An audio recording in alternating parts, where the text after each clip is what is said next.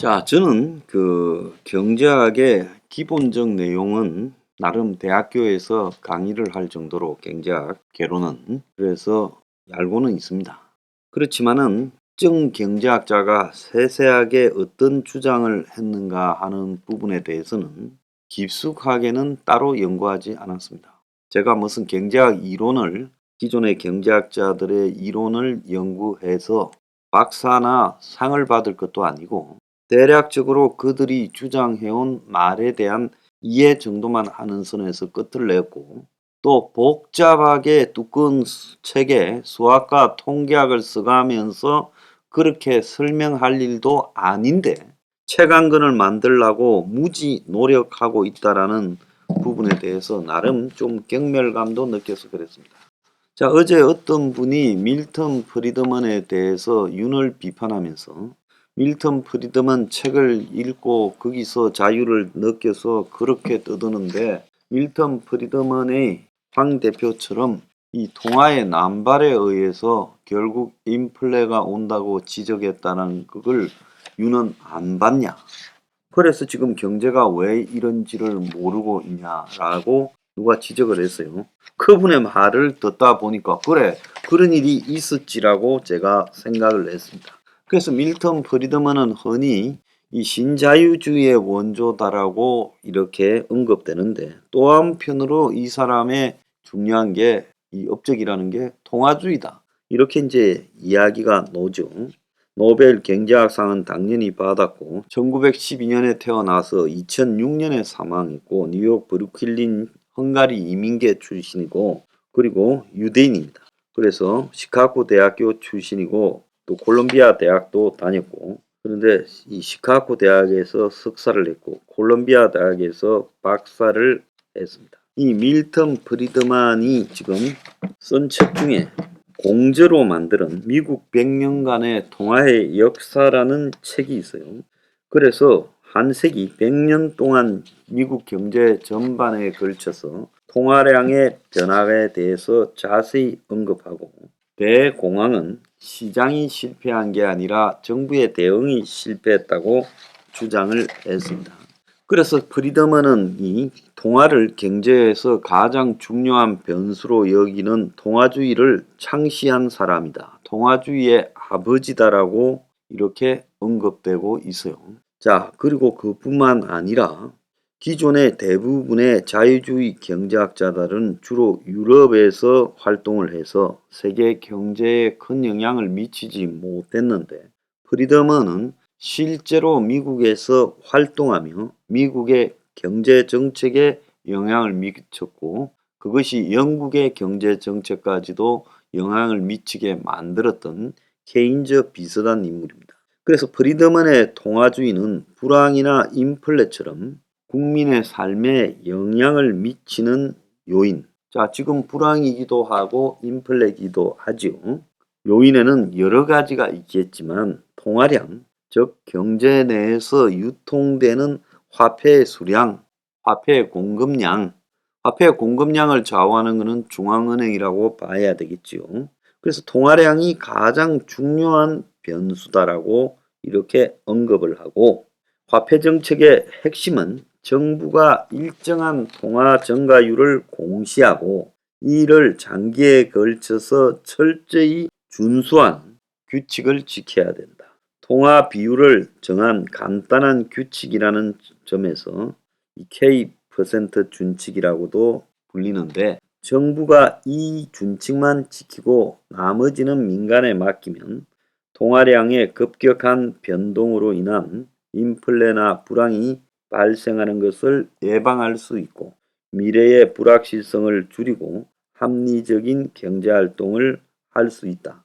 다만 적정 통화율이 얼마만큼인지 이거 부분에 대해서 평균 경제 성장률보다 약간 높은 수치로 고시할 것을 권고했다는 거예요.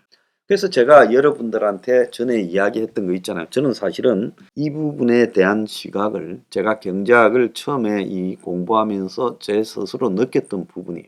이 세상에는 이 경제 성장률에 따라서 이 전체적으로 늘어가는 이 상품의 양이 있습니다.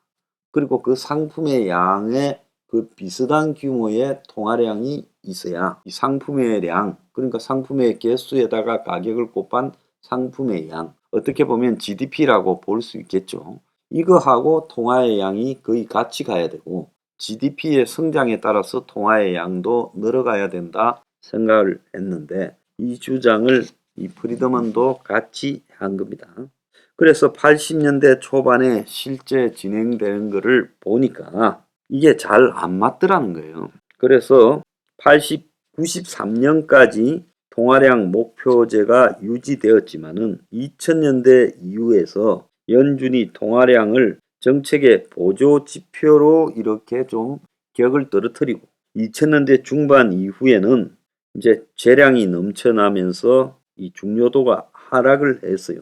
자, 그래서 현재는 통화량 목표가 아니라 이자율 목표가 일반적이 돼 버렸다는 겁니다. 자, 적어도 프리드먼이 통화량을 굉장히 유의해야 경제가 인플레나 불황 사이에서 헤매지 않는다고 이야기한 것은 상당히 맞는 이야기예요. 그래서 화폐 경제학이라는 밀턴 프리드먼의 책, 부제가 인플레이션의 원인과 주가라는 그 책에 보면요.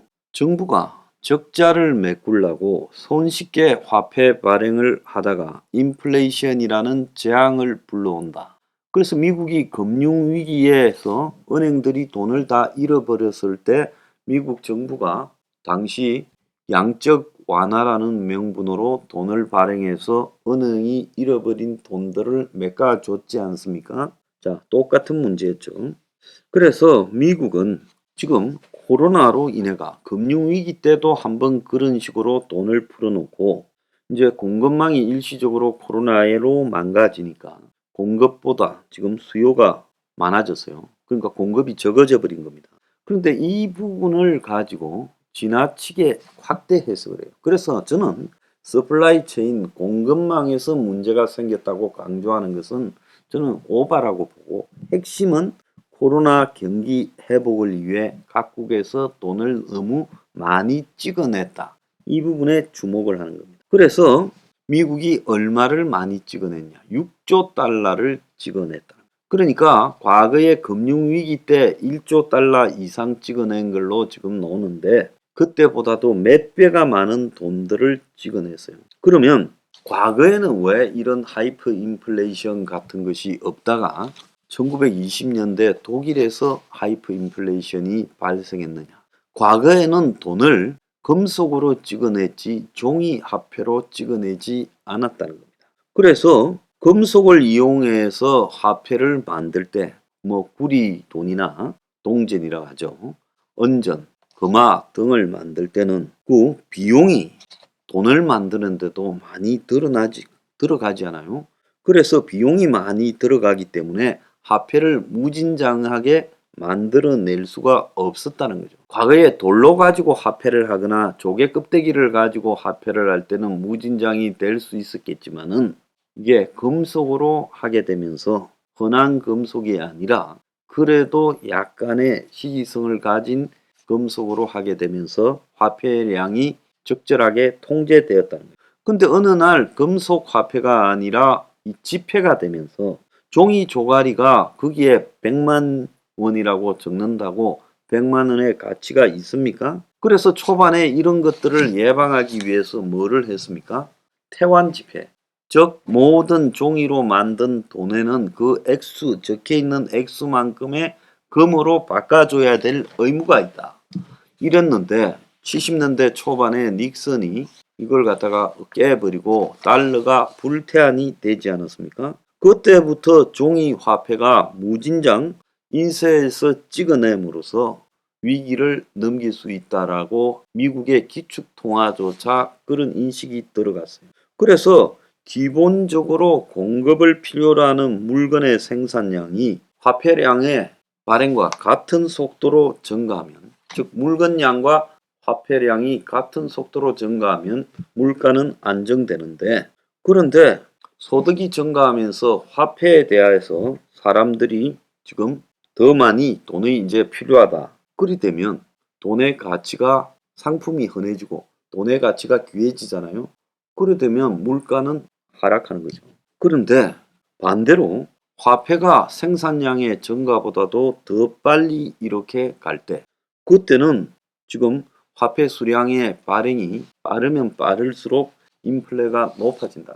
그러니까 화폐의 양이 있고 그리고 상품의 양이 있을 때 화폐를 많이 찍으면 화폐량이 많아져서 이 상품의 가격이 올라간다라는 게 제가 여러분한테 전에도 말을 해드렸죠. 그래서 이것이 이제 돌고 도는 시중의 화폐의 일정한 기간의 양이 M2라고 부르는 겁니다. 그런데 이런 화폐의 양이요, 2020년 이후 급격히 증가했어요. 1차적으로는 2008년 이후에 증가를 했고, 그리고 2020년 이후에는 비교가 되지 않을 정도로 급증을 했어요. 그래서 생산성 향상을 초과하는 임금 상승이 있다면 이것이 인플레이션의 결과인 겁니다. 그러니까 임금도 거품이 낀 거죠. 그래서 오늘날 이 화폐를 과도하게 발행하는 책임은 다 정부에 있는 거예요. 그래서 미국에서 지금 발생되고 있는 인플레이션의 원인이 궁극적으로 화폐량이 많아져서 발생한다라고, 그걸 도표만 봐도 다 알 수 있어요. 이렇게 오다가 이렇게 올라가고 있어요. 2020년 이후에. 그런데 인플레를 옐런이 오판을 하고 파월이 오판을 했다. 그래서 인플레가 심각하지 않다고 주장한 이 옐런이라는 사람이나 파월이요, 솔직히 기본이 안 돼 있다. 그래서 미국에서 오늘 보면 인플레 오판한 옐런이 중간 선거 이후에 물러나고 경제팀이 재편되고 재무장관이 바뀌고 백악관의 경제위원장도 물러갈 거다라는 이야기도 있고, 파월도 지금 욕을 바가지로 먹고 있는 겁니다. 어제 보면 미국의 헤지 펀드의 전설이라고 불리우는 인물 드러켄 밀러가 미국 내년에 경착륙 심각한 침체가 온다라는 게 자기 전망이라며, 침체가 없다면 놀랄 일이다라고 말을 하고 엄청나게 심각할 거다. 그래서 지난 10년간의 이례적인 양적 완화, 화폐의 남발은 제로 금리, 자산 거품을 만들었다. 금리가 없어지면서 그렇게 돈을 은행에서 가져다가 주식, 부동산 등에 투자하는 거품을 만들었고, 그래서 이것이 때문에 미국의 정시가 강세장이 되었고 이제 이것이 정상으로 돌아가는 과정이다. 그러면서 연준이 인플레이션에 대해서 일시적이라는 터무니없는 이론으로 정책 실수를 저질렀다. 그래서 실수를 하면 잘못했다고 인정을 해야 되는데 그냥 앉아서 채권을 1200억 달러어치나 그냥 앉아서 채권을 1200억 달러어치를 사버렸고, 그래서 지금 금리를 일찌감치 인상시키면서 갔어야 되는데 엉뚱한 짓을 했고, 그래서 이 사태가 벌어졌다. 그래서 지금 이 기본을 몰라서 파월이나 옐런이 다 쫓겨날 지경에 놓인 겁니다. 오늘 보면 미국 아파트 월세가요 2년 만에 꺾였다. 10년 만에 미국 집값이 내려가기 시작했다. 미국 10가구 중에 한 가구가 먹을 게 부족하다. 53년 만에 미국에서 식량 안보 회의가 열렸다고 합니다. 자, 윤석열, 인플레 원인이 당신이 좋아하는 밀턴 프리드먼 책에 다 나와 있는데 도대체 거기서 이 동아주의자 밀턴 프리드먼은 안 보고 뭘 봤냐는 거예요.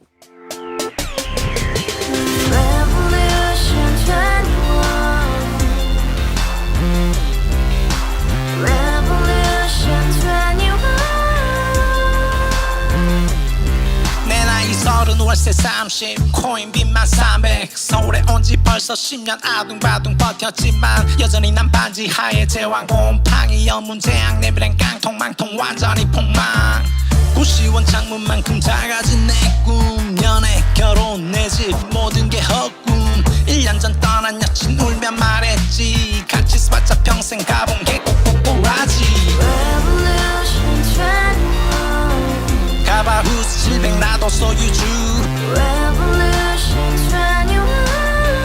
가바후스 700 나의 소유주 택시기사 우라부지 마트 캐셔 울어무니 우리 집안 다 털어봤자 후줄 그래 개선민 내 미래 거기서 팍 거지박 더 이상 노력 따윈 괴물이 스펙 찾아서 말리 비오는 날 알바 잘려 맨날 학원 날 개쳐 발려 밤비 내리는 양화대교 홀로 걷고 있을 때 현수막에 아로 새겨진 평당 700짜리 아파트 다같이 소리 질러 혁명 21 Revolution 21 가바우스 700 나도 소유주 Revolution 21 가바우스 700 나의 소주 You and I, we live together in the house. Brand new day, and your dream had just begun. Yeah. Revolution 21, only hope and happiness. 너의 곁에 내가 영원히 함께. 지금까지 정치인들 입만 열면 찝찝찝 개소리 멍멍멍 쳤다 하면 뻥 잘난 부모 만나 잘난 학교 나오면 뭐하나 우동살이 꽉 찬 대가리 깡통 소리 통통 저 푸른 조원이의 그림 같은 집을 짓고 평상사천 팔면 뭐해 평생 살 수 없는 집 내 미래 내 꿈 희망 퀵살아나는 집 우리의 미래 혁명 21 Revolution 21. 가바우스 700 나도 소유주 Revolution 21. 가바우스 700 나의 소주 Revolution 21. 가바우스 700 너도 소유주 Revolution